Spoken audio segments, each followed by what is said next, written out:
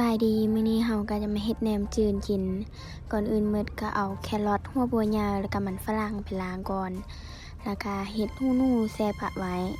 หลังจากนั้นเฮาก็เอามันฝรั่งมาปอกเปลือกออกแล้วก็เอาแครอทปอกเปลือกออกและหัวบัวยาวเมื่อปอกเปลือกแล้วเฮาก็เอามาซอยคือแบบเส้นหุ่มลีบ่มักขั้นตอนนี้เพราะว่านิวลีให้ไปส่งนิ้วอาจารย์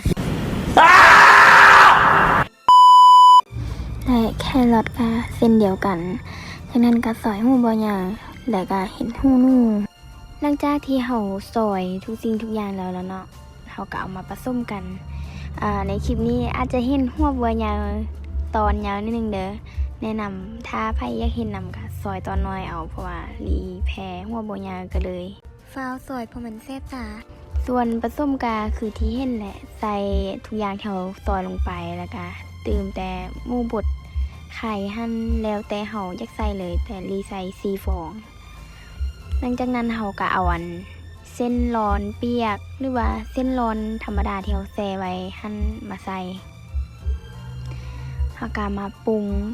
รสชาติก็ง่ายๆเลยใส่ยาดีพ่มร่นแล้วก็ซอสหอยแล้วก็ใส่พริกไทย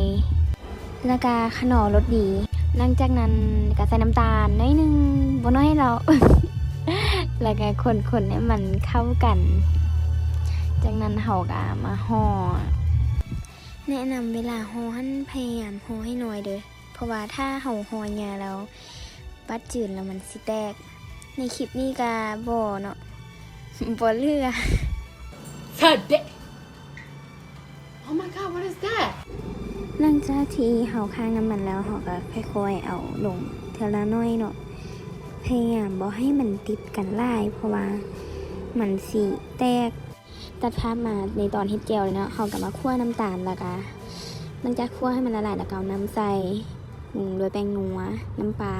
แล้วก็เผ็ดผงบีบมะนาวใส่แล้วก็ถั่วดินรีบ่ได้ถ่ายตอนแล้วไว้เนาะเพราะว่าโทรศัพท์แบตหมดก่อน